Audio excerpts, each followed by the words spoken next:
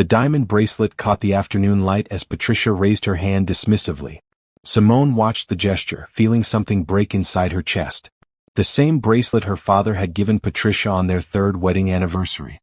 The same bracelet that probably cost more than a year's worth of college tuition. I've explained this already, Simone. There simply isn't any money for college right now. Patricia's voice was smooth, practiced. She sat in the leather chair that used to be Simone's father's favorite, in the house he had built with his own hands, wearing jewelry he had bought. Simone's acceptance letter to the state university felt heavy in her pocket. Full academic scholarship offer for tuition, but she still needed money for books, housing, and fees. The amount Patricia was refusing to pay wouldn't even make a dent in what her father had left behind. Dad's life insurance alone was over $300,000, Simone said quietly. Her hands shook slightly, but she kept her voice steady. The house is paid off. His business sold for almost $1 million. I'm not asking for everything. Just enough to cover what the scholarship doesn't. Patricia sighed like Simone was being difficult. Your father had debts you don't know about. Everything is tied up in estate matters. Besides, you're 18 now. An adult. It's time you learn to stand on your own 2 feet like the rest of us. The rest of us. As if Patricia had ever stood on her own feet. She'd been a secretary at her father's construction company when they met. Now she sat in his house, wearing his gifts, spending his money, telling his daughter there was nothing left. Simone looked around the living room. Nothing had changed in the 6 months since the accident. Her father's books still lined the shelves. Her mother's piano still stood in the corner, though Patricia never played it. Photos of Simone's childhood still hung on the walls. Her real mother had died when Simone was 7, and her father had remarried when she was 13. 5 years of Patricia playing stepmother. 5 years of smiles that never quite reached her eyes. I have straight A's, Simone said. I was valedictorian. Dad promised he'd help me with college. He had a savings account specifically for my education. I saw the statements. Had is the key word, dear. Patricia examined her nails. Life is expensive. The funeral costs alone were astronomical. You have no idea how much it takes to maintain this household. Simone wanted to scream that it was her household too. That she'd grown up in this house. That her father had built the deck out back with her helping him, handing him tools and learning about measurements and hard work. That her mother's garden still bloomed in the spring because Simone tended it every week. But she didn't scream. She just stood there, feeling smaller than she'd felt since she was 7 years old, watching her mother's casket being lowered into the ground. I'll pay you back, Simone tried one more time. Every penny. Once I graduate and get a job, I'll pay back everything with interest. Patricia stood up, smoothing her designer dress. Another thing Simone's father had bought her. I'm sorry, Simone. I truly am. But I have to think about my own future now. I'm alone too, you know. Your father didn't just leave you behind. The cruelty of it took Simone's breath away. As if losing both parents was the same as losing a husband you'd married for his money. As if Simone hadn't heard the fights in the last year, her father discovering Patricia's shopping habits and secret credit cards. You're not alone, Simone said softly. You have everything that was his. Everything he built. Everything he saved. You have this house and his money and his things. I'm asking for help getting an education. That's all. And I'm saying no. Patricia's voice went cold. I'm not obligated to fund your dreams, Simone. You're not my blood. I tried to be good to you for your father's sake, but he's gone now. It's time you accepted that and moved forward with your life. Not my blood. There it was. The truth that had always been under the surface, now spoken out loud in the living room where Simone had celebrated 18 birthdays. Simone felt tears burning behind her eyes, but she refused to let them fall. Not here. Not in front of Patricia. I'll remember this, Simone said quietly. Patricia had the grace to look uncomfortable for just a moment. Don't be dramatic. You'll thank me someday for teaching you independence. Simone turned and walked out of the house. Her house. Her father's house. The house she'd never be welcome in again. She made it to her car, a 10-year-old sedan her father had helped her buy when she turned 16 before the tears came. She sat in the driveway and cried for everything she'd lost. Her parents. Her home. Her future. Her family. When the tears finally stopped, Simone looked back at the house one last time. Patricia was visible through the window, already on her phone, probably talking to one of her friends about the difficult stepdaughter who wanted handouts. Simone started her car and drove away. She didn't know where she was going, but she knew she couldn't stay. That night, in the tiny room she rented in a house with 3 other students, Simone made a list. She had $3,000 saved from her part-time job at the local library. She had her car. She had her brain and her work ethic and her father's voice in her head saying she could do anything she set her mind to. She also had Patricia's words echoing, "You're not my blood." Fine. She didn't need Patricia's blood or Patricia's money. She would build her own life. And someday when she'd made something of herself, Patricia would know exactly what she'd thrown away. Simone looked at her acceptance letter one more time, then opened her laptop. If she couldn't afford to be a full-time student right away, she'd find another path. Community college. Online courses. Night school. Whatever it took. She started researching scholarship opportunities, grant programs, and student loan options.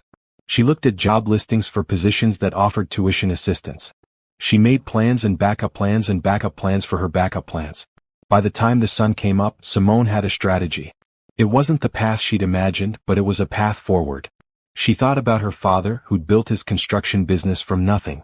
He'd started as a laborer and ended as an owner. He taught her that hard work and smart planning could take you anywhere. Patricia thought she'd won by keeping the money. But money was just money. Simone had something more valuable. She had her father's determination, her mother's kindness, and her own brilliant mind. She didn't know it yet, but this moment, sitting in a rented room, planning her future with nothing but determination and $3,000, would be the foundation of everything she'd become. Patricia had refused to pay her school fees. So Simone would pay them herself. And she'd pay for so much more than that. She'd build an empire on the ashes of this betrayal. It would take years. It would be harder than anything she'd ever done. But Simone was her father's daughter. She didn't quit. She didn't break. She got up, made a plan, and got to work. The war had just begun. Patricia just didn't know it yet.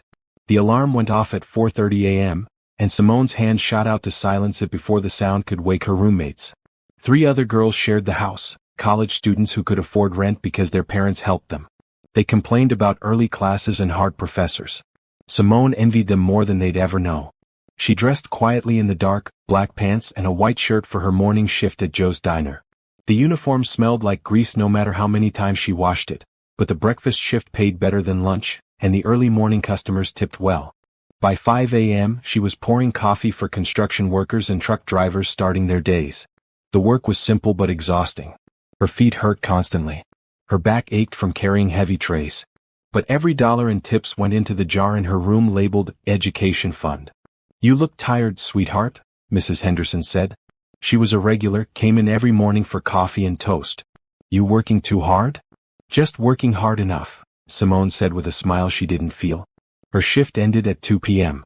She had just enough time to drive across town to her second job at a clothing store in the mall. Different uniform, same tired feet. At least this job let her sit during slow periods. She used those moments to fill out scholarship applications on her phone, her fingers flying over the tiny keyboard. The other employees were mostly teenagers working their first jobs. They talked about weekend plans and which parties they'd attend. Simone nodded and smiled and pretended to care while mentally calculating how many more shifts she needed to cover her community college enrollment fee. She'd made the decision after 2 weeks of research. Community college for 2 years, then transfer to a 4-year university. It would take longer, but it was affordable. Barely. The mall job ended at 9 p.m. Simone drove to her third job with coffee she'd bought with her employee discount. The office building downtown needed overnight cleaning crews, and they paid $15 an hour for the late shift. It was the best money she could make with no degree and no experience. She signed in with the security guard, grabbed her supplies, and took the elevator to the 10th floor. The building housed some kind of technology company, Tech Vision Solutions, the sign said. She didn't know what they did exactly, but their offices were nice.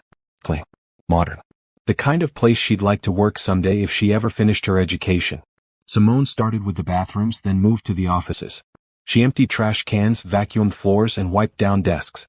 The work was mindless, which was good because her brain was too tired for complex thought. In one office, she noticed a book left on the desk, Introduction to Computer Programming. Simone picked it up, curious. She'd always been good with computers in high school. Her technology teacher had said she had a natural talent for it. She flipped through the pages during her break, sitting in the hallway with her sandwich from the diner's leftover breakfast items. The concepts made sense to her. Variables and functions and loops. It was like a puzzle, and Simone had always loved puzzles. Her phone alarm reminded her to get back to work. She carefully placed the book back exactly where she'd found it and finished cleaning the floor. At 3 a.m. she clocked out and drove home. 4 hours until her alarm went off again. 4 hours to sleep, shower, and start the whole cycle over. This was her life now. Work, work, work, and squeeze in college applications and scholarship essays in the gaps between. 2 months passed in this pattern. Simone's savings grew slowly. The tips jar filled up penny by penny, dollar by dollar. She lost weight she didn't have to lose. Dark circles appeared under her eyes. Her roommates asked if she was okay. She said she was fine.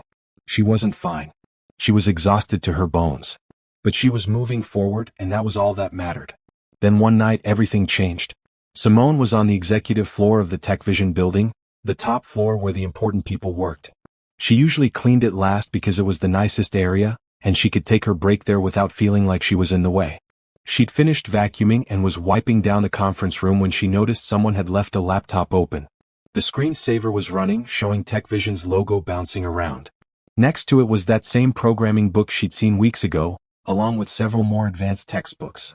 Simone knew she shouldn't touch anything that wasn't trash or dirty surfaces. But the books called to her. During her break, sitting in the executive break room with its fancy coffee machine and comfortable chairs, she opened one of the books. Advanced Data Structures. Way beyond what she'd taught herself from internet videos, but the concepts were fascinating. She was so absorbed in reading about binary trees that she didn't hear someone approaching until a woman's voice said, "That's fairly advanced reading for 3 a.m. Simone jumped up, almost dropping the book. A woman in her 50s stood in the doorway, wearing a business suit despite the late hour. She looked professional and sharp, with gray streaks in her dark hair and intelligent eyes. "I'm so sorry," Simone stammered. "I was just on my break. I'll get back to work right now." "Relax," the woman said. "I'm not going to report you for reading a book. I'm just curious why you're reading that particular book." She gestured to the advanced programming text. Simone's face heated. "I like computers. I've been teaching myself to code online. I saw these books and I got curious. I didn't mean to." "What's your name?" the woman interrupted. "Simone." "Simone Parker." "Well, Simone Parker, I'm Dr. Helen Rodriguez. I'm the Chief Technology Officer here." She walked into the break room and poured herself coffee from the fancy machine. It's unusual to find someone on the cleaning crew reading computer science textbooks at 3 in the morning. "I'm sorry. It won't happen again." "Stop apologizing," Dr. Rodriguez said, but her tone was kind. "I'm not upset. I'm impressed. Do you understand what you're reading?" Simone hesitated. "Some of it. I've been learning online, but there's a lot I don't know yet. I'm trying to save up for community college." "Community college?" Dr. Rodriguez repeated. She studied Simone with eyes that seemed to see everything. "Why community college? Your reading suggests you could handle more advanced coursework." The whole story came tumbling out before Simone could stop it. Her parents' death. Patricia's refusal to help. The 3 jobs and the slow crawl toward enough money to start school. Everything except Patricia's name. Simone had some pride left. Dr. Rodriguez listened without interrupting. When Simone finished, she was quiet for a long moment. "How old are you, Simone?" 18. "Almost 19. And you're working 3 jobs to put yourself through school?" "Yes, ma'am." Dr. Rodriguez smiled. "Don't call me ma'am. It makes me feel ancient." She pulled out her phone. "I want you to do something for me. Send me your email address. I'm going to send you some information about scholarship programs you might not know about. Programs specifically for students in situations like yours." Simone's throat went tight. "You don't have to." "I know I don't have to. I want to." Dr. Rodriguez held out her phone. "What's your email?" Simone gave it to her, hardly daring to believe this was happening. "I'm also going to give you my card," Dr. Rodriguez continued. "If you need a reference for scholarship applications or college admissions, use my name. I'm happy to vouch for anyone with enough determination to work 3 jobs and still find time to study advanced computer science." "Thank you," Simone whispered. "Thank you so much." "Thank me by not giving up," Dr. Rodriguez said. "The world needs smart, determined people like you. Don't let circumstances break you." After Dr. Rodriguez left, Simone sat in the break room for a long time, holding the business card. It felt like a lifeline, like hope in physical form. She finished her shift that night with more energy than she'd had in weeks. Someone believed in her. Someone saw her potential. She wasn't invisible. She wasn't worthless. She was worth helping. The next day, Simone received an email from Dr. Rodriguez with links to scholarship programs, grant opportunities, and resources for underprivileged students. There was also a note. You're going to do amazing things, Simone. Don't let anyone tell you otherwise. Simone applied to every program Dr. Rodriguez had sent. She wrote essays about her situation, her goals, and her determination. She wrote about wanting to use technology to help other people like her. 3 weeks later, she received her first scholarship, $5,000 toward community college. Then another. Then another. With Dr. Rodriguez's recommendation and Simone's perfect grades and compelling story, doors started opening. By the end of the month, Simone had enough money to enroll full-time at community college and cut back to just 2 jobs. She sent Dr. Rodriguez a thank you card with a simple message: "You changed my life. I won't waste this chance." Dr. Rodriguez's response came the next day: "You changed your own life. I just pointed you in the right direction. Now go show the world what you're made of." Simone taped that message above her desk. On the hardest days when she wanted to give up, she read it again. Patricia thought refusing to pay for school would break Simone. Instead, it forced her to become stronger than she ever knew she could be. And this was just the beginning. Community college wasn't glamorous, but Simone didn't care about glamour. She cared about learning. Her schedule was packed: classes in the morning, work at the mall in the afternoon, and cleaning jobs 3 nights a week. She'd quit the diner to focus on school, and somehow she was making it work. The computer science classes came easily to her. While other students struggled with basic programming concepts, Simone was already building simple applications and helping classmates debug their code. Her professors noticed. "You have a real gift for this," Professor Martinez told her after class one day. "Have you thought about what you want to do after you graduate?"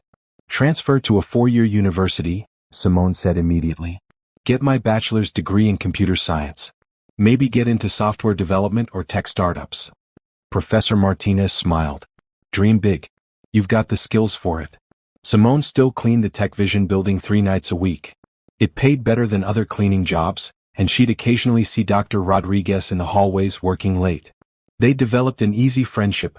Dr. Rodriguez would check in on Simone's progress, and Simone would share her latest class projects. One night, Dr. Rodriguez found Simone in the break room during her dinner break, laptop open, working on a particularly complex assignment. "What are you working on?" Dr. Rodriguez asked, sitting down with her usual late-night coffee. "Building a database management system for my advanced programming class. It's supposed to handle student records and automatically generate reports."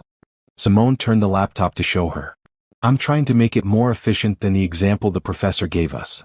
Dr. Rodriguez studied the code on the screen. "This is impressive work, Simone. Better than what I'd expect from a community college student. Better than what I'd expect from some of my junior developers, honestly." "Really?" Simone felt warmth spread through her chest. "Really?" Dr. Rodriguez was quiet for a moment, then said, "I have a proposition for you. How would you feel about interning at Tech Vision?" Simone's head snapped up. "Interning? But I'm just a community college student. Don't you need people from universities?" "I need smart people who work hard and have natural talent. You tick all those boxes." Dr. Rodriguez pulled out her phone. "It would be part-time, working around your class schedule. You'd assist our development team with basic coding tasks, testing, and documentation. It pays $15 an hour, same as your cleaning job, but it would give you real experience in the industry." "Are you serious?" Simone's voice came out as a whisper. "Completely serious.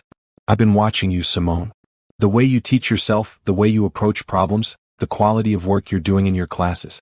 You remind me of myself at your age." Dr. Rodriguez's expression softened. "I came from nothing too. A scholarship kid who worked my way through school. Someone took a chance on me and it changed my life. I'd like to take that chance on you." Simone felt tears prick her eyes. "I don't know what to say." "Say yes. Come in tomorrow at 9 a.m. and we'll do the paperwork. You can start next week." "Yes," Simone said immediately.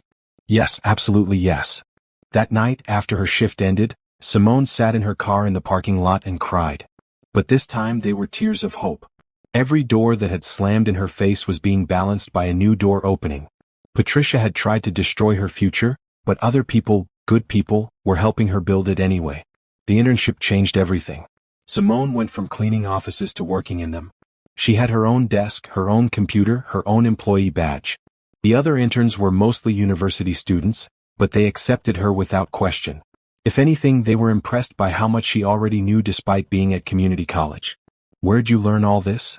Brad, a junior from the state university, asked her one day as she helped him fix a bug in his code. Taught myself mostly. And some great professors at my school. The work was challenging but exciting. Simone was writing real code for real products that real people would use. She was learning things she'd never find in textbooks, how to work on a team, how to communicate technical concepts, how to meet deadlines and handle pressure. Dr. Rodriguez checked in regularly, offering guidance and making sure Simone was getting valuable experience. She introduced Simone to other executives, expanding her network. She pushed Simone to attend company training sessions and tech meetups. Don't just work hard, Dr. Rodriguez advised. Work smart. Build connections. Learn not just coding but business. The most successful people in tech understand both. Simone soaked up every lesson like a sponge. She attended every optional training. She volunteered for challenging projects. She asked questions and took notes and studied how successful people operated. 6 months into her internship, Dr. Rodriguez called Simone into her office. Sit down, Dr. Rodriguez said, gesturing to the chair across from her desk. I have news. Simone sat nervous. Had she done something wrong? I've been talking to some colleagues at various universities, Dr. Rodriguez continued. I wanted to make sure you had options when you finish your associate's degree. I've written you letters of recommendation for 5 different schools, including some top-tier programs. She slid a folder across the desk. Inside were letters of recommendation on official TechVision letterhead, each one glowing with praise for Simone's abilities and work ethic. But that's not all, Dr. Rodriguez said. I've also connected you with a program that provides full scholarships for students transferring from community colleges to 4-year universities. With your grades and your work here, you're an ideal candidate. Simone opened her mouth, but no words came out. You've worked harder than anyone I've ever met, Dr. Rodriguez said gently. You've proven yourself 1,000 times over. It's time the world recognized that and gave you the opportunities you deserve. I don't know how to thank you, Simone finally managed. Thank me by succeeding. Thank me by becoming everything you're capable of being. And someday when you're in a position to help someone else, pay it forward. Simone applied to the scholarship program Dr. Rodriguez mentioned. She wrote essays about her journey from losing her parents to building a future despite the odds. She described her passion for technology and her dream of creating tools that would help other people overcome obstacles. 2 months later, she received the acceptance letter. Full scholarship to the state's flagship university. Full tuition, room and board, and a stipend for books and expenses. Everything Patricia had refused to give her, earned through her own hard work and the kindness of people who believed in her. She was sitting in the TechVision break room when she opened the letter. Her hands shook as she read the words, "Congratulations, full scholarship, starting fall semester." Good news? Dr. Rodriguez had appeared in the doorway. Simone looked up, tears streaming down her face. I got it. The full scholarship. I'm going to university. Dr. Rodriguez smiled. Of course you did. I never doubted it for a second. That night, Simone drove past her old house, the one Patricia lived in now. The lights were on. Patricia's expensive car sat in the driveway. Everything looked the same as it had the day Simone left. But Simone was completely different. She was a scholarship student heading to a top university. She was a skilled programmer with professional experience. She was someone with mentors and connections and a future bright with possibility. Patricia had bet that cutting Simone off would break her. Instead, it had forced her to become someone stronger than she ever would have been with easy money and family support. Simone didn't stop at the house. She didn't knock on the door or confront Patricia. There was no point. Patricia was irrelevant now. She was part of a past that Simone was leaving behind. 2 months later, Simone packed up her few belongings and moved into her university dorm room. It was small but clean and completely hers. No roommates she had to tiptoe around. No early morning shifts at diners. Just her books, and her bright future. On her first night, she called Dr. Rodriguez to say thank you again. Stop thanking me, Dr. Rodriguez said warmly. You did this, Simone. Every bit of it. I just pointed you in the right direction. You did more than that. You believed in me when I was nobody. You were never nobody. You were always somebody extraordinary. You just needed the chance to prove it. After they hung up, Simone looked around her dorm room. On her desk, she placed a photo of her parents from before her mother died. Next to it, she taped Dr. Rodriguez's business card and the note that said, "You're going to do amazing things." She thought about Patricia, probably at home right now, living off money she didn't earn in a house she didn't build. Patricia had no idea what Simone was doing or who she was becoming. Let her stay ignorant. Let her think Simone had given up and disappeared. The truth would come someday, but not yet. For now, Simone had work to do. Classes to ace. Skills to master. A future to build from nothing but determination and brilliance. She opened her laptop and started reviewing the syllabus for her first computer science class. The professor's name was listed at the top. Dr. James Chin, former tech entrepreneur and current adjunct professor. Simone smiled. Another mentor to learn from. Another door opening. Patricia thought she'd won by keeping the money. But Patricia had never understood that money was just money. Real wealth was knowledge, connections, and the ability to create value from nothing. Simone was building that wealth one day at a time. And someday she'd have more than Patricia had ever imagined. The war wasn't over. It was just getting started. University life suited Simone in ways she hadn't expected. For the first time in 2 years, she could focus primarily on learning instead of survival. The scholarship covered everything, and TechVision had offered her a remote part-time position so she could keep gaining experience while studying. Her classes were challenging but exciting. Advanced programming, data structures, artificial intelligence, machine learning, concepts that had seemed impossibly complex 2 years ago now made perfect sense. She was competing with students who'd had every advantage, and she was beating most of them. Professor Chin noticed her immediately. He was a former startup founder who'd sold his company for millions and now taught to give back. His classes were legendarily difficult, but Simone thrived in them. "Miss Parker, stay after class please," he said one day after a particularly complex lecture on algorithm optimization. Simone approached his desk nervously. She'd aced every assignment, but his expression was serious. "I've been teaching for 5 years, Professor Chin said. I've had students from wealthy families with every resource imaginable. I've had prodigies who started coding when they were 6 years old. And you're still one of the best students I've ever taught." Simone blinked. "Thank you, Professor. Don't thank me yet. I'm about to give you more work." He smiled. "I'm running a research project on using artificial intelligence to improve educational access for underprivileged students. Given your background and your skills, I think you'd be perfect for the team. Interested?" "Absolutely," Simone said without hesitation. The research project consumed her free time, but she loved it. They were building AI systems that could identify students who needed help and connect them with resources. It was personal for Simone. This was the kind of tool that could have helped her 2 years ago. She threw herself into the work with the same intensity she'd shown at her 3 jobs. Late nights in the computer lab, weekends testing algorithms, hours refining the user interface. Her teammates were brilliant, but Simone's unique perspective, understanding what students in crisis actually needed, made her invaluable. "You think differently than the rest of us," Professor Chin told her after she'd redesigned the entire recommendation engine to be more intuitive. "You're not just building for users. You understand the users because you were one of them." The project caught attention from educational nonprofits and foundations. They presented at conferences. Education journals wrote about their work. And Simone was listed as one of the primary developers. Dr. Rodriguez called to congratulate her. "I saw the article in EdTech today. You're making waves." "It feels surreal," Simone admitted. 3 years ago I was cleaning offices at 2 a.m. Now I'm developing AI systems and presenting at conferences. That's what happens when talent meets opportunity. How are your grades?" "Straight A's. Dean's List 2 semesters running." Dr. Rodriguez's pride was evident in her voice. "Simone, you're not just succeeding. You're excelling. Don't forget that." But Simone never forgot where she came from. She volunteered at the local high school, tutoring students who wanted to learn programming but didn't have resources. She mentored other scholarship students at the university, sharing everything Dr. Rodriguez had taught her. One of her ments, a freshman named Jasmine, no, better use a different name, a freshman named Brooklyn asked her once, "How do you do it all? Classes, research, work, volunteering?"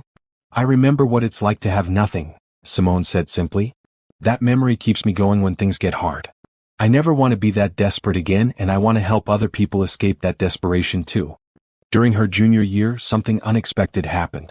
Simone was working late in the computer lab on a personal project, an app idea that had been growing in her mind for months.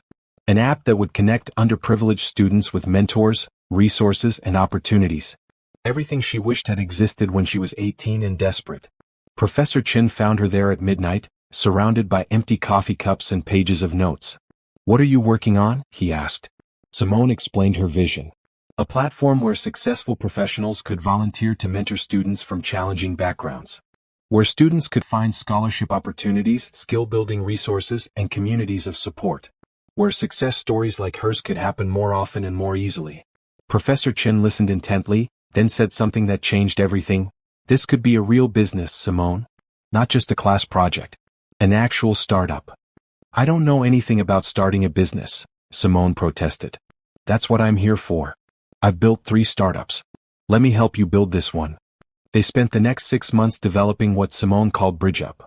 The name represented exactly what it did: bridge the gap between where students were and where they could be. Professor Chen taught her about business plans, market analysis, and pitching to investors. Dr. Rodriguez connected her with other tech executives who could advise her. Simone recruited a small team of fellow students who believed in the mission. They worked nights and weekends building the platform piece by piece. Testing with real students. Refining based on feedback. Making it as simple and accessible as possible. Remember, Simone told her team constantly, we're building this for people who don't have fancy phones or unlimited data. It has to work on old devices with slow internet. It has to be free. It has to be foolproof. By the end of her junior year, BridgeUp was ready to launch. They had a working app, a website, and 50 mentors lined up, professors, tech workers, and business professionals who wanted to give back. Professor Chen helped her enter a university startup competition. Simone stood on stage in front of judges and investors, telling her story and explaining her vision. She spoke about the night Patricia refused to help her. About cleaning offices while teaching herself to code. About Dr. Rodriguez and Professor Chen giving her chances. About wanting to create those chances for thousands of other students. When she finished, the auditorium was silent. Then one judge started clapping and the rest joined in. Standing ovation. BridgeUp won first place. $20,000 in seed funding and access to university resources to help grow the business. More importantly, the publicity brought attention. Students started signing up. Mentors volunteered. Within a month, they had 1,000 users. Within 2 months, 5,000. Simone was still in school, still maintaining her perfect GPA, but she was also now a founder and CEO of a startup that was actually helping people. Dr. Rodriguez called her after seeing BridgeUp featured in a tech blog. I'm so proud of you I could cry. This is exactly the kind of thing the world needs. I couldn't have done it without you, Simone said. Yes, you could have. It would have taken longer and been harder, but you would have found a way. That's who you are. Simone didn't tell Dr. Rodriguez, but sometimes late at night she thought about Patricia. About what Patricia would think if she knew what Simone was building. Would she be proud? Jealous? Regretful? Probably none of those things. Patricia had made her choice. She'd chosen money over family, comfort over compassion. She'd probably never think about Simone at all. That was fine. Simone was building something meaningful. Something that would outlast any inheritance or comfortable house. She was creating actual change in the world. During her senior year, Simone balanced finishing her degree with growing BridgeUp. The app hit 50,000 users. Then 100,000. Success stories started pouring in, students getting scholarships, finding mentors, landing internships. One message stuck with Simone: I was about to give up on college. My family couldn't help me and I didn't know where to turn. Then I found BridgeUp and connected with a mentor who helped me find scholarships I didn't know existed. I'm starting university in the fall. Thank you for building this. Simone read that message 3 times, tears in her eyes. This was why she'd worked so hard. This was what made all those late nights and early mornings worth it. She graduated summa cum laude with a degree in computer science and a business minor. Dr. Rodriguez and Professor Chen both attended her graduation, cheering louder than anyone else when she walked across the stage. What's next? Professor Chen asked at the celebration dinner afterward. Growing BridgeUp, Simone said immediately. I want to raise real funding. Scale this properly. Help millions of students, not just thousands. Then let's make that happen, Dr. Rodriguez said. I have some investor contacts who would love to hear your pitch. That summer, while her former classmates were taking entry-level jobs at big companies, Simone was pitching BridgeUp to venture capital firms. She wore her best professional outfit, still not expensive, but clean and confident, and told her story over and over.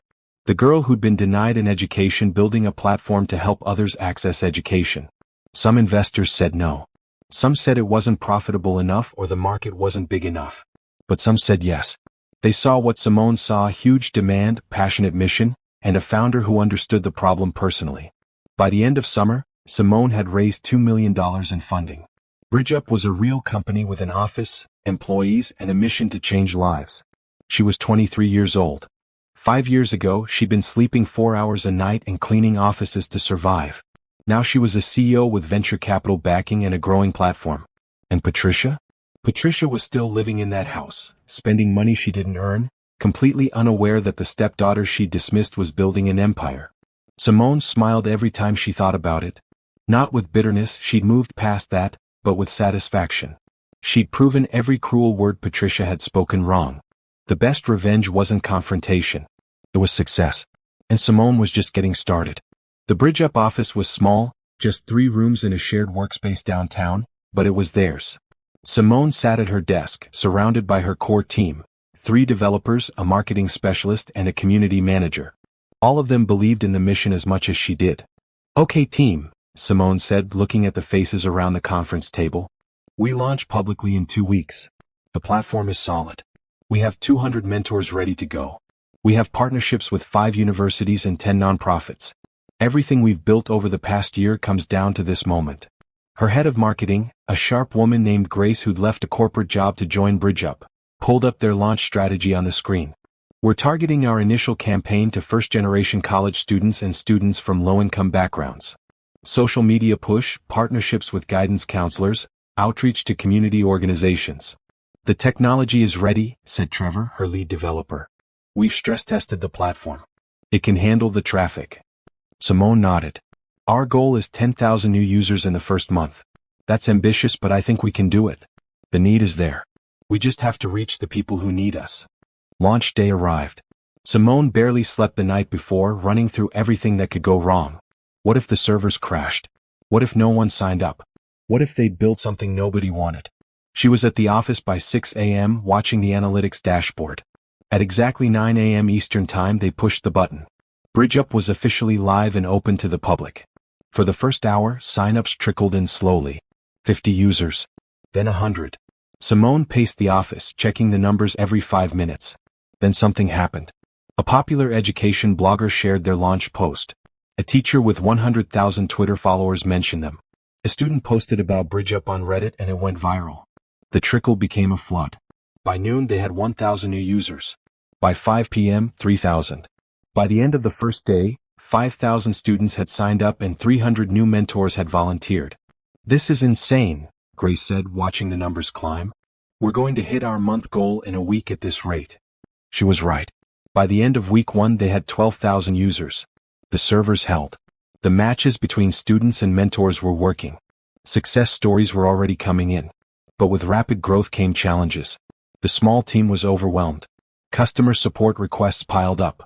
Technical issues emerged. They needed more resources, more people, more everything. Simone worked 18-hour days, sleeping on the office couch some nights. It reminded her of her old schedule, but this time she was building something instead of just surviving. "You need to pace yourself," Dr. Rodriguez said during one of their regular check-in calls. "Growing too fast can kill a startup as easily as growing too slow." "I know. We need to hire more people. But good people are expensive. That's what your funding is for. Use it. Build a team that can scale with you." Simone took the advice. She hired carefully people who believed in the mission, who had the skills they needed, who could handle the intensity of startup life. Within 3 months, the team had grown to 15 people. The media attention kept coming. Tech blogs wrote about BridgeUp as a startup with a heart. Education publications featured Simone's story. She was invited to speak at conferences about educational technology and social entrepreneurship. Every speech followed the same pattern. She told her story: parents dying, stepmother refusing to help, working 3 jobs, cleaning offices while teaching herself to code. She talked about Dr. Rodriguez and Professor Chen giving her chances. And she explained how BridgeUp was designed to create those chances for thousands of other students. The audiences always reacted the same way. Silence during the hard parts. Tears during the triumphant parts. Standing ovations at the end. "You're becoming the face of educational equity in tech," Grace told her after a particularly well-received conference speech. "That's powerful branding." But Simone didn't think of it as branding. It was just her life. Her truth. And if sharing that truth helped more students find help, she'd share it as many times as needed. 6 months after launch, BridgeUp had 50,000 users across all 50 states. They'd helped students secure over $5 million in scholarships. They'd made 10,000 successful mentor matches. Students were getting into colleges, finding internships, building careers. The numbers were impressive, but the stories mattered more. Like Crystal, who'd been homeless and living in her car while trying to finish high school. Bridget connected her with a mentor who helped her find housing, resources, and scholarships. Now she was starting at community college with full support. Or Jerome, whose single mother worked 3 jobs and still couldn't afford to help with college. His Bridget mentor was a tech executive who not only helped him find scholarships but also offered him an internship. Every story reminded Simone of why this mattered. These were her people. Students who'd been dealt difficult hands but refused to give up. She understood them because she'd been them. The venture capital investors started taking notice. Bridget had grown faster than projected. User engagement was high. The social impact was undeniable. They arranged a series of funding rounds, a chance to raise serious money to scale even faster. Simone spent weeks preparing for investor pitches. She refined her presentation, memorized her metrics, practiced her story. Dr. Rodriguez helped her prepare, running her through tough questions investors might ask. They're going to ask about profitability, Dr. Rodriguez warned. Bridget is free to users. How do you make money? We're building value first. Once we have millions of users, we can monetize through partnerships with universities, employers, and scholarship programs who want to reach our audience. But our core service will always be free. Good answer. Stick with that. The pitch meeting was in a gleaming conference room on the 40th floor of a downtown skyscraper. 5 investors sat across from Simone, their expressions neutral. She stood up and told her story one more time. But this time she had numbers to back it up. User growth charts showing exponential curves. Success metrics proving real impact. Financial projections showing path to profitability. Traditional college recruiting is expensive and inefficient, Simone explained. Universities spend thousands trying to reach qualified low-income students. Bridget has already gathered 50,000 of exactly those students in one platform. We can connect schools with students better than any existing service. The questions came rapid fire. How would they scale? What about competition? How would they maintain quality as they grew?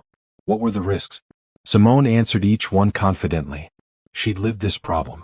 She'd built this solution. She knew it worked because it had worked for her and for thousands of others. At the end, the lead investor leaned back in his chair.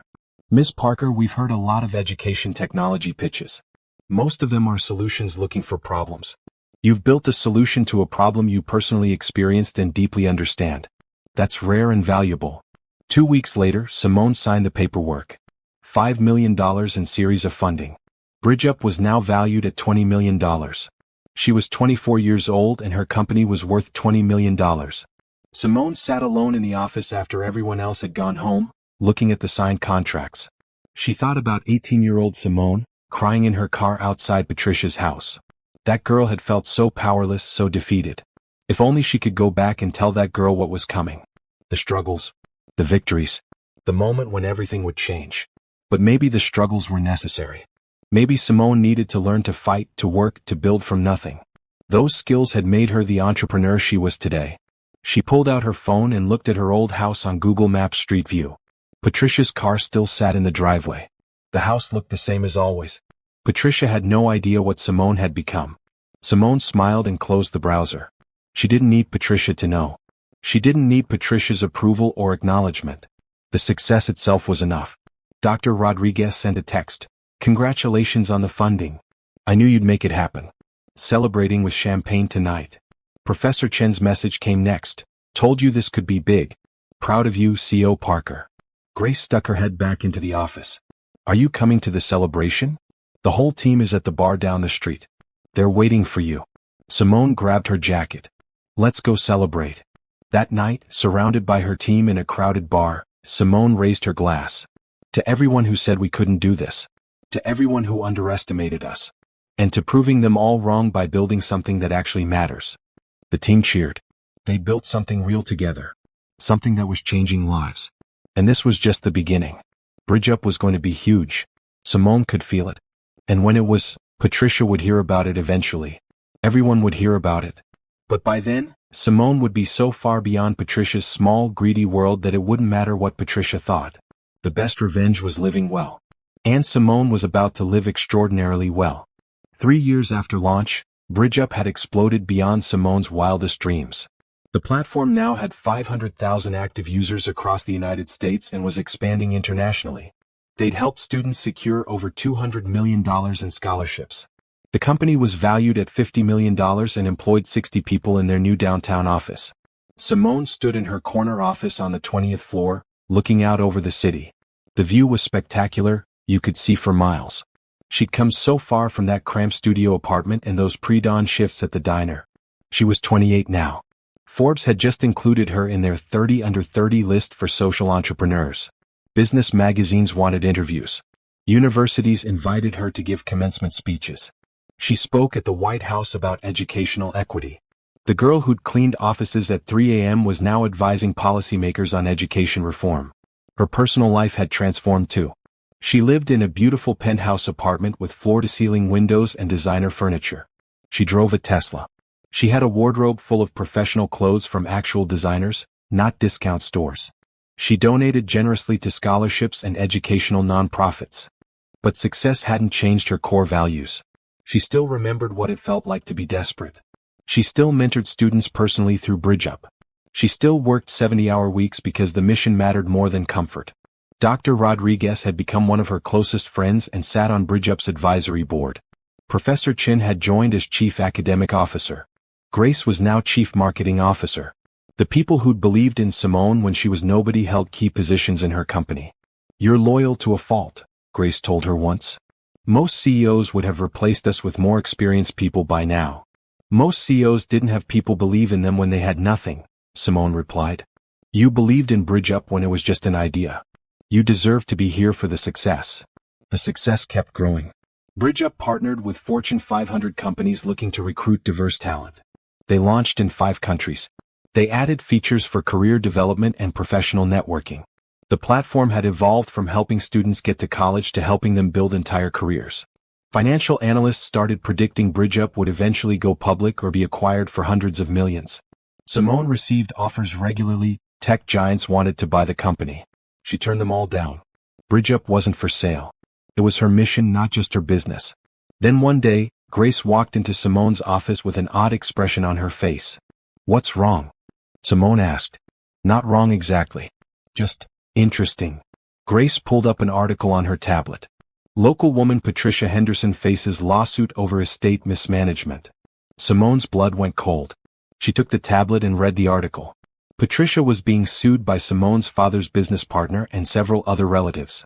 They claimed she'd mismanaged estate funds, made unauthorized transactions, and potentially committed fraud in handling her late husband's business assets. Patricia Henderson was married to prominent local contractor Robert Parker before his death 7 years ago, the article read. She inherited his estate valued at approximately $1.2 million. Multiple parties are now claiming she misrepresented the estate's value and misappropriated funds that should have been held in trust. Simone's hands shook slightly as she read. 7 years. It had been 7 years since her father died. 7 years since Patricia had looked her in the eye and said there was no money for college. "Are you okay?" Grace asked gently. "I'm fine." Simone handed back the tablet. "This doesn't concern me." But it did concern her in ways she didn't want to examine. Patricia was facing consequences for her actions. The universe was delivering justice without Simone having to do anything. That evening, Simone did something she hadn't done in years. She drove past her old house. It was dusk and the lights were on inside. But the house looked different now. Less maintained. The yard was overgrown. The paint was peeling. Patricia's expensive car was gone, replaced by an older sedan. Simone sat in her Tesla, looking at the house her father had built with his own hands. So many memories there. Her childhood. Her mother's death. Her father remarrying. Those final terrible months after the accident when Patricia had shown her true colors. She didn't feel triumphant looking at the declining house. She just felt sad. Sad for her father who'd worked so hard to build something and married someone who'd squandered it. Sad for her younger self who'd been so hurt by Patricia's betrayal. Her phone rang. Dr. Rodriguez. "Hey," Simone answered. "What's up?" "Just checking on you. I saw the news about your stepmother. Are you okay?" Of course Dr. Rodriguez had seen it and immediately thought of Simone. That's who she was, someone who cared. "I'm okay. It's weird seeing her name in the news like that, but I'm okay." "You don't owe her anything, Simone."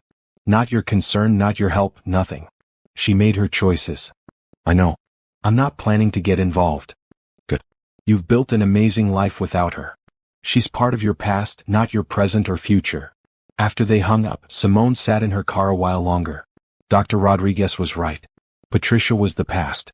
A painful chapter that had shaped Simone but didn't define her anymore. Simone had built something real. Something meaningful. She'd helped 500,000 students find their paths. She'd created jobs and opportunities and hope. She'd proven that success came from hard work and vision, not from inheritance or lucky circumstances. Patricia had bet on money. Simone had bet on herself. And Simone had won. The next week, Simone was invited to speak at the local university, the same school she'd been accepted to 7 years ago but couldn't afford to attend. Now she was returning as a successful CEO and celebrated entrepreneur. She stood on the stage in the auditorium, looking out at students who reminded her of her younger self. Hopeful. Scared. Uncertain about the future. 7 years ago, Simone began, I was supposed to start at this university. I had perfect grades, a full scholarship for tuition and big dreams. But I couldn't afford the other costs: housing, books, fees. My family couldn't help me. I ended up working 3 jobs and starting at community college instead. She paused, letting that sink in. Some people would see that as a failure, as dreams deferred or lost. But I see it differently now. That struggle taught me skills I never would have learned if everything had been easy. It taught me resilience, creativity, and the value of working for what you want. Those lessons became the foundation of my company. The students listened intently. Some were taking notes. Some looked like they were fighting tears. If you're facing obstacles right now, financial, personal, whatever, I want you to know something. Those obstacles don't define your potential. They're just the terrain you're crossing on your way to success. The journey might take longer. It might be harder. But you can make it. After the speech, students lined up to talk to her. They asked about Bridge Up, about starting companies, about overcoming setbacks. One young woman waited until everyone else had left. Miss Parker? I just wanted to say thank you. I'm a first-generation college student. My family can't help me financially. Bridge Up connected me with a mentor who helped me find scholarships I didn't know existed. I'm here because of what you built. Simone felt her throat tighten. What's your name? Tanya. Tanya, you're here because of your own hard work and determination. Bridge Up just helped you find resources. You did the rest. Don't ever forget that. After Tanya left, Simone sat alone in the empty auditorium. This was what mattered. Not Patricia's legal troubles or the state of the old house or anything else from the past. This, helping students like Tanya, was what made everything worthwhile. Her phone buzzed. A message from an unknown number. This is Patricia. I saw you're speaking at the university. I'd like to talk to you. Can we meet? Simone stared at the message for a long moment. Then she deleted it and blocked the number. They had nothing to discuss. Patricia had made her choice 7 years ago. Simone had built her life without Patricia's help or approval. That wasn't going to change now. She stood up and walked out of the auditorium, head high.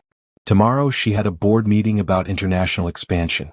Next week, she was flying to London to meet with potential partners. Next month, she was launching a new program to help refugee students access education.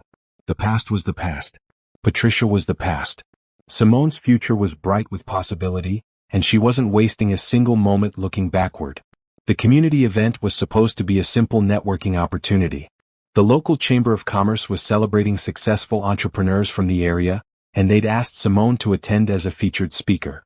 She'd agreed because Bridge Up had just opened a satellite office in her hometown, bringing jobs and resources to the community. Simone arrived at the country club in her Mercedes, wearing a designer suit and confidence she'd earned through years of hard work. The girl who'd once cleaned this very building's offices was now walking through the front door as an honored guest. The irony wasn't lost on her. Simone. The chamber president rushed over, hand extended. We're so honored to have you here. Your success story is inspiring our entire community. From local girl to CEO of a $50 million company, it's remarkable. Simone shook his hand graciously, accepting the praise she'd worked so hard to earn. The room was full of local business owners, city council members, and community leaders. Many of them probably remembered her father. Some might even remember her as the quiet girl who'd lost her parents. None of them knew the whole story of what happened after. She gave her speech, a polished version of her journey that hit all the right notes. Overcoming adversity. Supporting education. Giving back to the community. The audience applauded enthusiastically. Several people approached her afterward for business cards and partnership discussions. Then Simone saw her. Patricia stood near the refreshments table, older and thinner than Simone remembered. Her clothes were nice but not designer. Her jewelry was modest. She looked tired in a way that had nothing to do with physical exhaustion and everything to do with life not turning out the way she'd planned. Their eyes met across the room. Patricia's expression shifted from surprise to something Simone couldn't quite read. Recognition, certainly. Maybe regret. Maybe calculation. Simone turned away and continued her conversation with the mayor, but she was intensely aware of Patricia's presence. After 7 years of building a life free from that toxic relationship, here was the past walking back into her present. Patricia didn't approach immediately. She waited until Simone was alone, getting a glass of water at the bar. Simone. Patricia's voice was quieter than Simone remembered. Less certain. You look successful.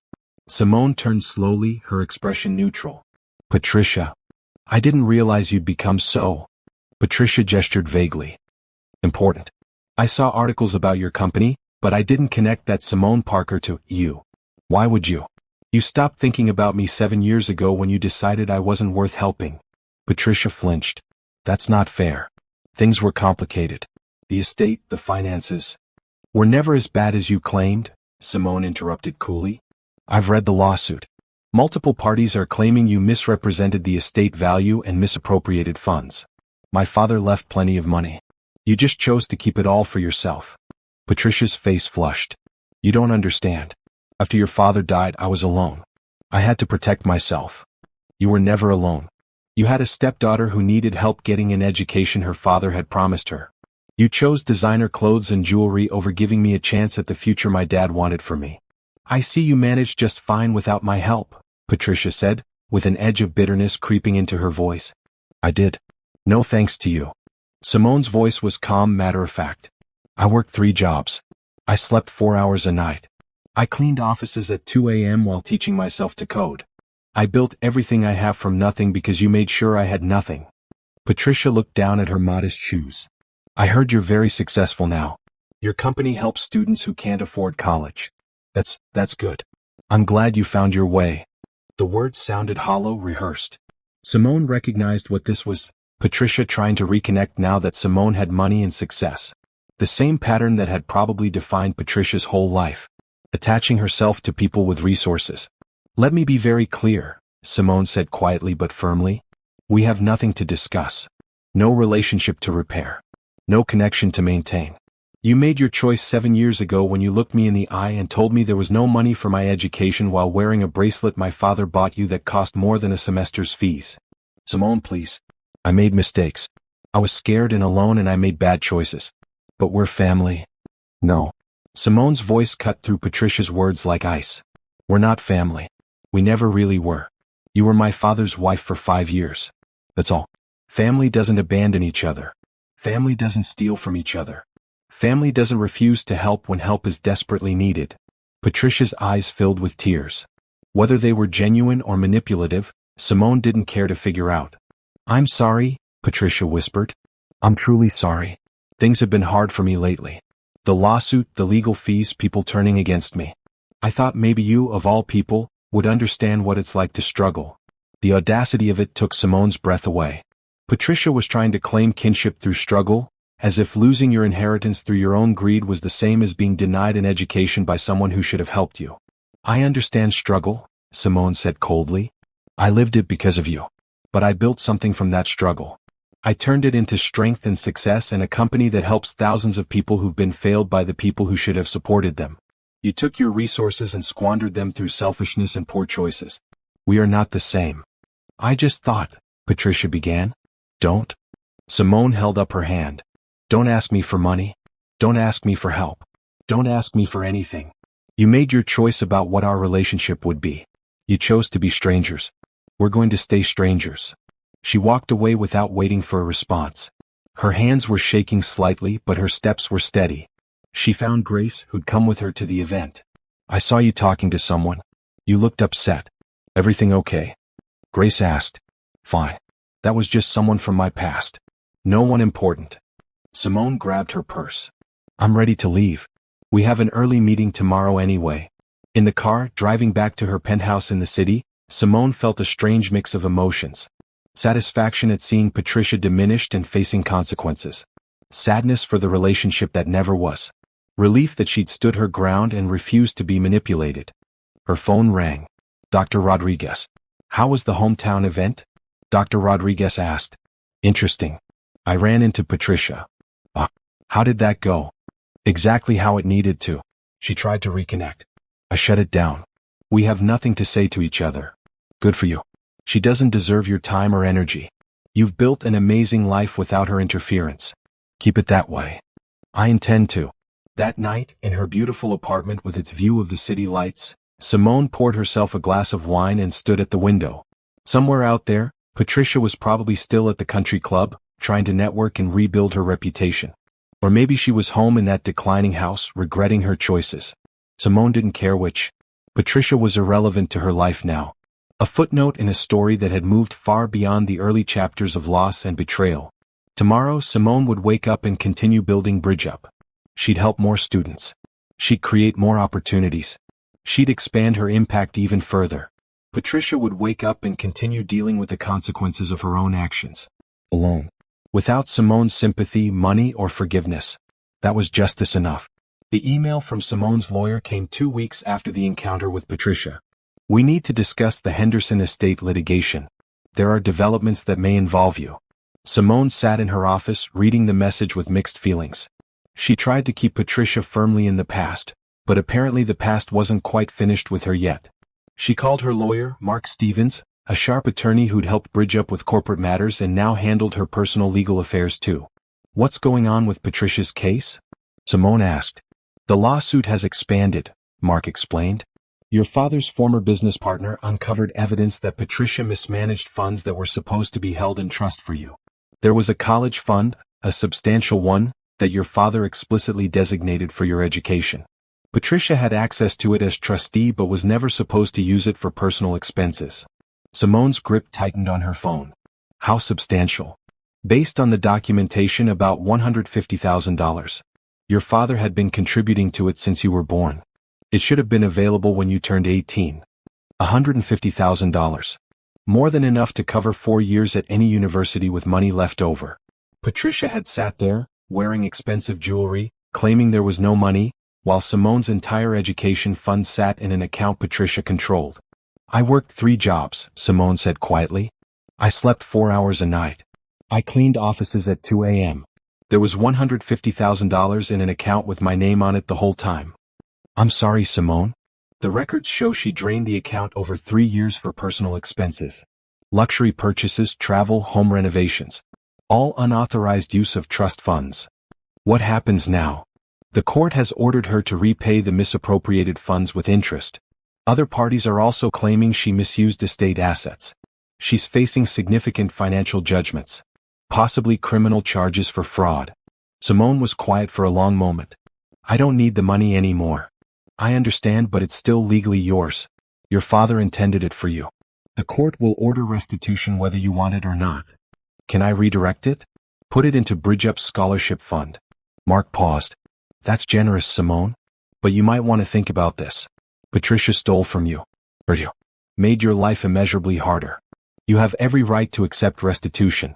I know. But taking her money now feels like letting her back into my life. I built everything without her. I don't want to owe my success to anything she gives me, even if it's court-ordered. The money isn't from her. It's from your father. He saved it for you. Using it to help other students feels like honoring his intentions. That perspective shifted something in Simone's thinking.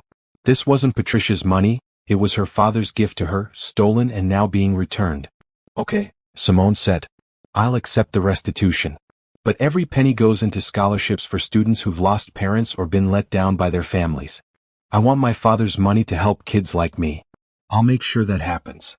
A month later, Simone stood at a press conference announcing a new $10 million scholarship fund for students who'd lost parents or faced family abandonment. Half of it came from Bridge-Up's profits. The other half, well, the press release just said, additional private funding. Only Simone, Mark, and Dr. Rodriguez knew the truth. That $150,000 of it was restitution from Patricia, court-ordered payment for stolen trust funds. That Patricia was facing multiple lawsuits and potential criminal charges. That the house Simone's father built was being sold to pay judgments. Why not tell people what she did? Grace asked. You could destroy her reputation completely. Because that's not who I am, Simone said. And because the best revenge isn't exposing her. It's using what she tried to keep from me to help hundreds of other students. She wanted to stop my education. Instead, she's funding education for people who need it even more than I did. The scholarship fund announcement generated significant media coverage. Students began applying immediately, kids who'd lost parents, kids whose families had abandoned them, kids failed by the people who should have supported them. One application particularly moved Simone. A 17-year-old named Hannah whose mother had remarried after her father's death and been cut off from her inheritance by her stepfather. The parallels to Simone's story were striking. I want to give Hannah a full scholarship, Simone told her team. Full tuition, housing, everything. And I want to mentor her personally. They made it happen. When Simone called Hannah to tell her, the girl cried so hard she could barely speak. Thank you, Hannah kept saying. Thank you so much. I thought I'd never get to go to college. You're going to college, Simone said firmly. And you're going to succeed because you're strong enough to overcome what happened to you. Trust me on that. Meanwhile, Patricia's legal situation continued to deteriorate. The criminal charges were filed.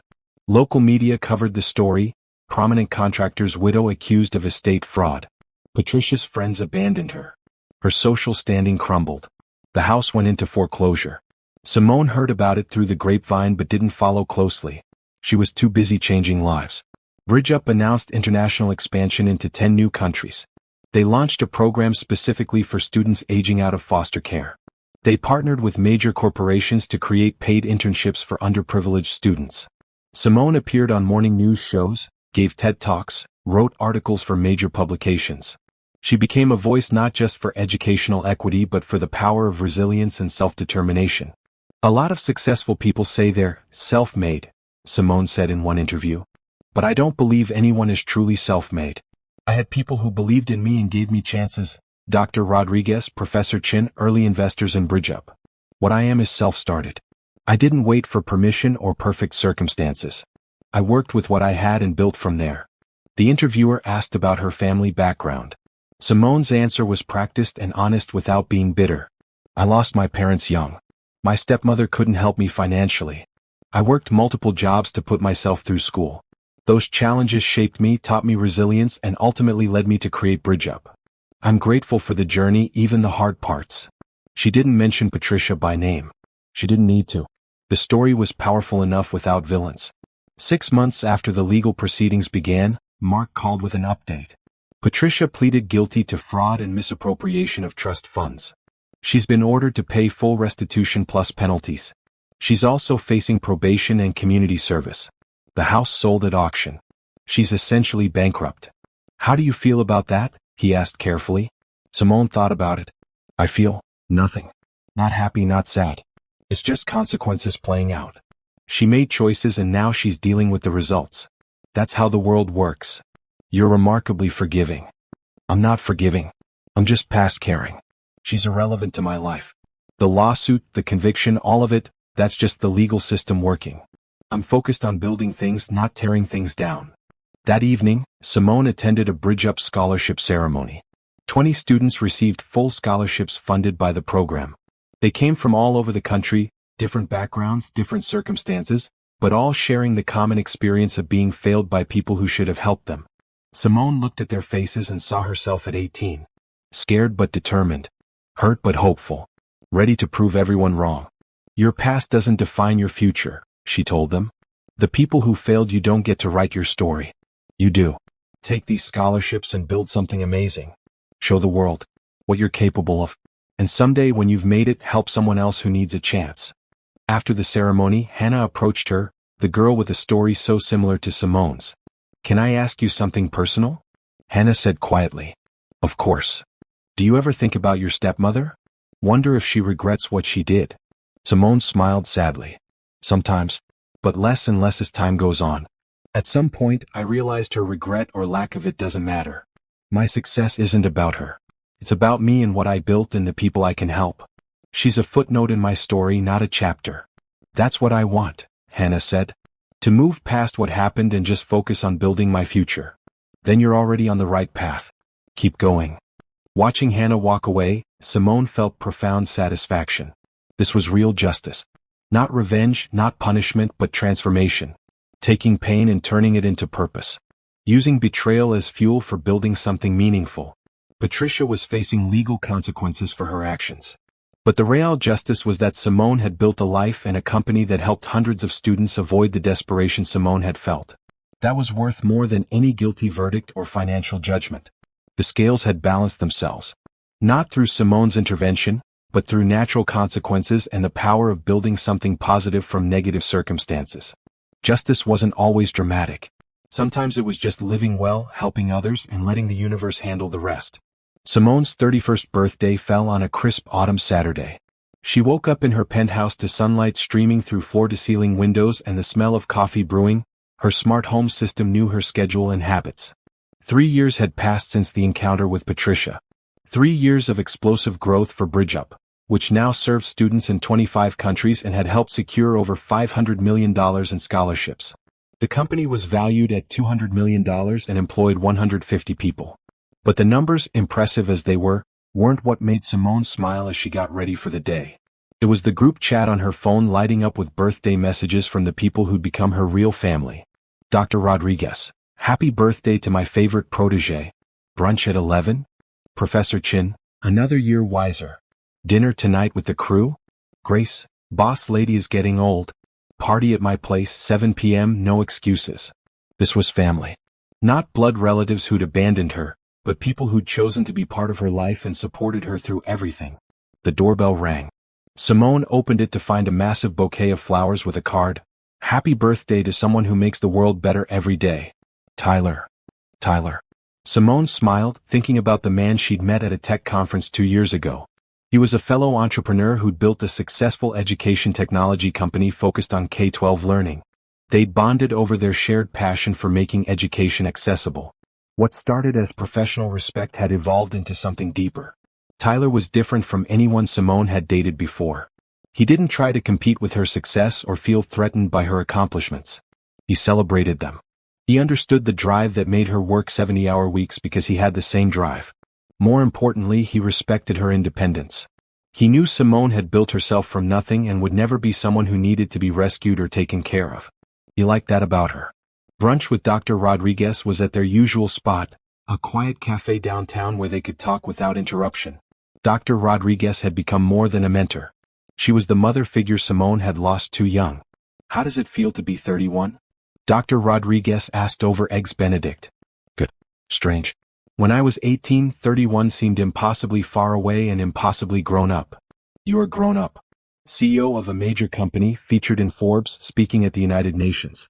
You've accomplished more than most people do in a lifetime. Simone smiled. I couldn't have done any of it without you. That night you found me reading your programming book changed my entire life. I just gave you information about scholarships. You did everything else. You believed in me when I was nobody. That matters more than you know. Dr. Rodriguez reached across the table and squeezed Simone's hand. You were never nobody, sweetie. You were always extraordinary. You just needed someone to see it. Dinner was at Professor Chen's house with a group of people who'd become Simone's chosen family. Grace and her partner. Trevor and the core BridgeUp team. Tyler, who fit seamlessly into the group. Dr. Rodriguez and her husband. Even some of the scholarship recipients Simone had mentored personally. They told stories and laughed and celebrated not just Simone's birthday but everything they'd built together. This was family, people who'd seen her at her lowest and cheered her at her highest. People who knew her story and loved her anyway. I want to make a toast, Simone said, standing up with her wine glass. To all of you. You've given me something Patricia tried to take away, a family. Not one bound by blood or legal documents, but one built on mutual respect, genuine care, and shared values. You've shown me that family isn't who you're born to. It's who shows up for you when you need them. Thank you for showing up. There wasn't a dry eye in the room. Later that night, after everyone had left except Tyler, Simone stood on her balcony looking at the city lights. Tyler wrapped his arms around her from behind. Penny, for your thoughts? He asked. I'm thinking about how far I've come. About 18-year-old me crying in her car outside Patricia's house. If I could go back and tell that girl what was waiting for her. What would you tell her? That the people who fail you don't get the final word. That you can build a family from scratch if you need to. That success built from nothing is sweeter than anything handed to you. She turned in his arms. That she's going to find people who really love her, not for what she can give them but for who she is. Tyler kissed her forehead. That girl would be proud of who you became. I hope so. The next day, Simone did something she'd been planning for months. She'd purchased her childhood home at auction when it was sold to pay Patricia's legal judgments. Now she stood in front of the house with an architect and contractor, ready to transform it into something new. I want this to be a mentorship center, Simone explained. A place where students can meet with mentors, work on college applications, learn professional skills. My father built this house with his hands. I want to honor that by turning it into a place that helps build futures. The renovation took 6 months. Simone personally oversaw every detail. Her father's workshop became a computer lab. Her mother's music room became a study space. The living room where Patricia had refused to help her became a mentorship lounge. When it opened, Simone invited Dr. Rodriguez to cut the ribbon. Why me? Dr. Rodriguez asked. Because you're the first person who mentored me. This whole place exists because you saw potential in a cleaning lady reading computer science books at 3 a.m. It seems right that you officially open it. The Parker Mentorship Center became a hub for BridgeUp's local operations. Students came there daily to meet mentors, prepare for college, and build their futures. The house that had represented Simone's greatest pain now represented hope for hundreds of others. Patricia heard about it, of course. Simone's assistant mentioned that Patricia had tried to call multiple times, leaving messages about wanting to talk and make amends. Block the number, Simone said simply. We have nothing to discuss. She sounds desperate in the messages, the assistant said carefully. That's unfortunate for her. But it's not my problem to solve. Simone wasn't being cruel. She'd simply moved completely past Patricia. There was no anger left, no hurt, no need for confrontation or closure. Patricia was someone Simone used to know, like a classmate from elementary school or a neighbor from years ago. Familiar but irrelevant. Meanwhile, Simone's relationship with Tyler deepened. They were careful about keeping some independence. They kept separate apartments, maintained their own friend groups, focused on their individual careers. But they supported each other's dreams and celebrated each other's successes. I love that you don't need me, Tyler said one night over dinner. Simone laughed. Is that supposed to be romantic? It is to me. You're with me because you want to be, not because you need someone to save you or support you. You're complete on your own. You chose to let me into your life. That's worth more than being needed. I do need you, Simone said softly. Just not financially or to feel complete. I need you because you make me laugh. Because you understand this crazy entrepreneurial life. Because you push me to be better. That's a different kind of need. The best kind, Tyler agreed. At 31, Simone had everything she dreamed of and more. A successful company making real impact. Financial security beyond anything she'd imagined. A chosen family who genuinely loved her. A partner who respected her independence and supported her dreams. She'd taken the betrayal and abandonment Patricia had dealt her and transformed it into strength, success, and the foundation for helping thousands of others. She'd built a life rich with meaning and connection. Patricia had chosen money over relationship, comfort over compassion. Patricia had ended up alone and bankrupt, facing the consequences of her choices. Simone had chosen building over bitterness, connection over isolation. She'd ended up wealthy, yes, but more importantly, she'd ended up loved. By people who knew her story and chose her anyway. By students whose lives she'd changed. By mentors who'd invested in her potential. By a partner who saw her as an equal and a companion. That was the real victory. Not the money or the company or the recognition, though those were nice. The real victory was building a life full of genuine love and meaningful connection despite starting from a place of profound loss and betrayal. Patricia couldn't take that away. No one could. Simone was free, happy, complete, and still building. 5 years later, Simone stood backstage at her alma mater's graduation ceremony. At 36, she'd been invited to give the commencement speech, the highest honor the university could bestow. The girl who couldn't afford to attend this school was now its most celebrated alumna. BridgeUp had continued its explosive growth. The company was now valued at $500 million. They operated in 50 countries and had helped students secure over $2 billion in scholarships. The platform had evolved into a comprehensive ecosystem for educational and career success, serving not just college-bound students but professionals seeking career changes and advancement. The business press speculated constantly about an IPO or acquisition. Major tech companies wanted to buy BridgeUp. Investment banks called regularly with offers. Simone turned them all down. She'd built something meaningful and she wasn't trading it for a bigger bank account. Besides, she didn't need more money. She had more than enough. Her penthouse, her cars, her investments. More importantly, she had the Parker Mentorship Center, which had expanded to 5 locations across the state. She had the scholarship fund, which had helped over 5,000 students attend college. She had the impact. 5 minutes, Miss Parker, the stage manager said. Simone checked her reflection one last time. Professional but approachable. Successful but relatable. She'd become skilled at balancing these personas, the CEO, the mentor, the role model. In the audience, she knew, sat the people who mattered most. Dr. Rodriguez and her husband. Professor Chin and his family. Grace and the core BridgeUp team. Tyler, who'd proposed 6 months ago with a ring and a simple question. Want to build a future together? They'd gotten married in a small ceremony with just their closest people. No big wedding, no fuss. Just commitment and love and shared dreams. Tyler understood that Simone would never be someone who gave up her career or identity for marriage. She'd built herself from nothing and that self was precious. He loved that about her. Hannah was there too, the scholarship recipient who'd reminded Simone so much of herself. Hannah had graduated top of her class and now worked at BridgeUp as a program director, helping other students navigate the challenges she'd overcome. You ready?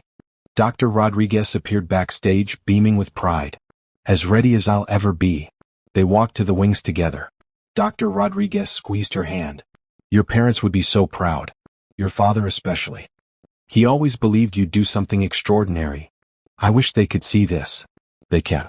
In their own way. You honor them every day with the life you've built. The university president began her introduction. Our speaker today needs no introduction to many of you. Simone Parker is the founder and CEO of BridgeUp, one of the world's leading educational technology platforms. But more than that, she's living proof that circumstances don't define destiny. From working 3 jobs to putting herself through community college, to building a company that's changed millions of lives, Simone embodies the resilience and innovation we hope to instill in all our graduates. Please welcome Simone Parker. The applause was thunderous. Simone walked onto the stage, looking out at thousands of students in caps and gowns. Their families cheering in the stands. Their future stretching out before them. She began with the story she told 100 times but never got tired of telling. Her parents' death. Patricia's betrayal. The 3 jobs and the sleepless nights. Finding Dr. Rodriguez. Building BridgeUp. The whole journey from cleaning offices to running a company worth $500 million. But then she shifted focus. I don't tell you this story to show off or for sympathy, Simone said. I tell it because some of you are sitting out there right now facing your own challenges. Maybe your family can't help you financially. Maybe you've lost people you love. Maybe the people who should support you have let you down. Maybe you're terrified about what comes next. I want you to know something crucial. Your circumstances are not your destiny. The people who fail you don't get to write your story. You do. When Patricia refused to pay for my education, she thought she was ending my story. She was actually just beginning it. Because being forced to build from nothing taught me skills I never would have learned with easy money. It taught me resilience, creativity, the ability to solve problems with limited resources. Those skills became the foundation of everything I built. So to every graduate facing obstacles right now, I want to say this. Don't waste energy on bitterness. Don't wait for the people who failed you to apologize or help. Build anyway. Start with what you have. Find mentors who believe in you. Work harder than everyone else. Learn faster than everyone else. And most importantly, once you make it, and you will make it, help someone else climb up behind you. Success isn't about beating the people who wronged you. It's about building something so meaningful and beautiful that their smallness becomes irrelevant. It's about creating a life rich with purpose, connection, and impact. Simone paused, letting that sink in. I used to fantasize about confronting Patricia, showing her what she'd thrown away by refusing to help me, making her regret her choices. But you know what? I don't think about her much anymore. She's part of my origin story, but she's not part of my current chapter or my future. My life now is full of people who chose to be in it. My mentor Dr. Rodriguez, who saw potential in a cleaning lady reading computer science books. My professor who helped me build my first business. My team who believed in BridgeUp when it was just an idea. My husband who loves me for exactly who I am. The thousands of students I've been privileged to help. That's my real family. That's what matters. So graduates, as you leave here today, remember this. You get to choose your family. You get to choose your path. You get to choose what defines you. Don't let the people who fail you make those choices for you. Build something beautiful. Help people along the way. Create meaning from whatever materials life gives you. And when you succeed, not if, but when, remember where you came from and help someone else make the climb. That's how we change the world. Not by tearing down the people who wronged us, but by building up the people who need help. Not through revenge, but through creation and connection and lifting each other up. When she finished, the silence lasted just a moment before the entire stadium erupted. Students stood and cheered.